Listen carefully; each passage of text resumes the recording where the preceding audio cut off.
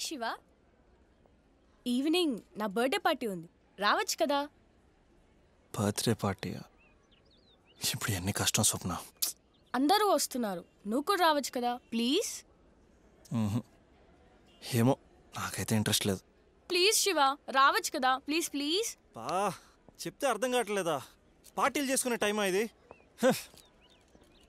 చందు చనిపోయిన తర్వాత నిన్ను నార్మల్గా చూడలేదు శివ. కొంచెం రీఫ్రెష్ అవుతావనే పార్టీ అంటున్నా. సరే నేను వస్తాను. అయితే ఈవినింగ్ ఇక్కడే మన కాలేజ్ హాస్టల్లో పార్టీ ఉంటుంది. స్వప్నకి నేను చాలాసార్లు చెప్పి చూశాను, తను వినట్లేదు. అన్నగా నువ్వు ఒకసారి చెప్పి చూస్తే బాగుంటుందేమో. నాకు అర్థమైంది శివ. నేను ఫ్రీలాన్సర్గా గేమ్ డిజైన్ చేస్తూ అటు ఇటు తిరుగుతుంటాను.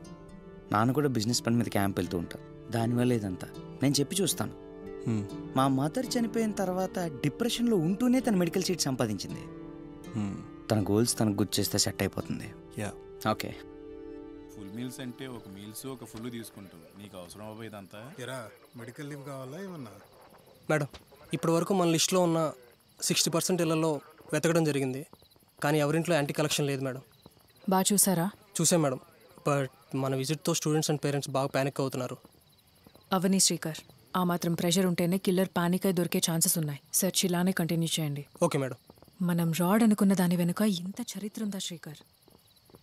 మేడం మేడం, అది 2 టౌన్లో ఒక రోడ్డు మీద వెళ్తున్న ఒక అబ్బాయిని ఏ సంబంధం లేకుండా ఒక రాడుతో వాడి తలకాయని బద్దలు కొట్టాడంట మేడం. మనోళ్ళకి అనుమానం వచ్చేసి పైప్ వేసి చెక్ చేస్తే మందు కూడా తాగలేదు మేడం. ఎంత అన్యాయం మేడం ఇది.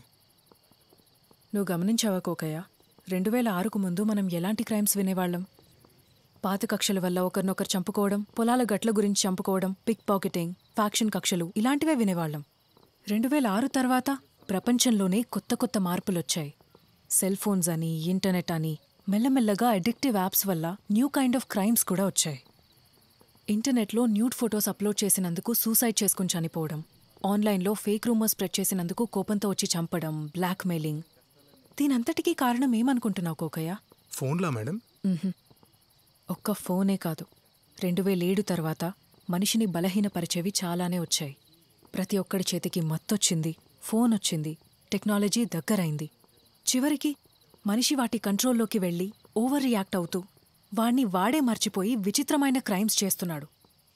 కావాలంటే చూడు, 2004లో 4.12% ఉన్న క్రైమ్ రేట్ని ఇప్పుడు 2.9%కి వచ్చేలా స్ట్రిక్ట్ లా అండ్ ఆర్డర్తో కంట్రోల్ చేశాం, కానీ మనిషిలో వచ్చే ఆ విపరీత ధోరణిని మాత్రం కంట్రోల్ చేయలేకపోతున్నాం. లేకుంటే అర్థం లేకుండా రోడ్ మీద పోయేవాడిని కొట్టడం ఏంటి కోకయ్య? అదే కదా మేడం. అదేంటో చూడండి.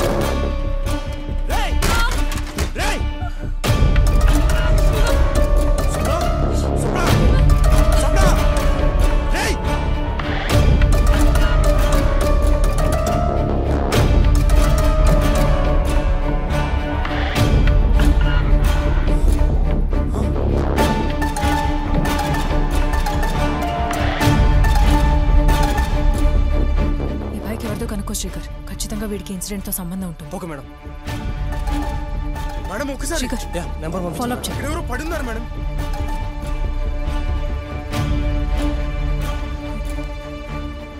ఒక నెంబర్ ఫోటో పంపించాను, డీటెయిల్స్ కనుక్కొని ఎవరి పేరు మీద ఉందో పంపించండి.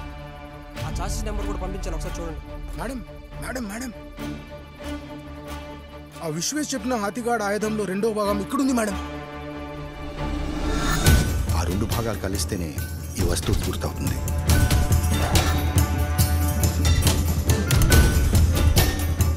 అంటే ఆ మిగిలిన భాగాలు కూడా వస్తాయి మేడం? దారుణమైన మారణకాండ చేశాడని ఈ చరిత్ర చెప్తుంది. వాడి పేరు సంభజీవుడు. మేడం, ఈ bike number medical student Shivshankar అనే పేరు మీద రిజిస్టర్ అయింది మేడం. మార్చురీలో మీతో ఒకటి గొడవ పడ్డాడే వాడే మేడం. శివ. ఆర్కియాలజీ అశోక్ చెప్పిన మెడికల్ స్టూడెంట్, మనం వెతుకుతున్న కిల్లర్ ఒక్కడే. ప్రోటోకాల్ ప్రకారం ఫాస్ట్గా ప్రొసీజర్ కంప్లీట్ చేసి సర్చ్ చేయండి. Okay okay madam.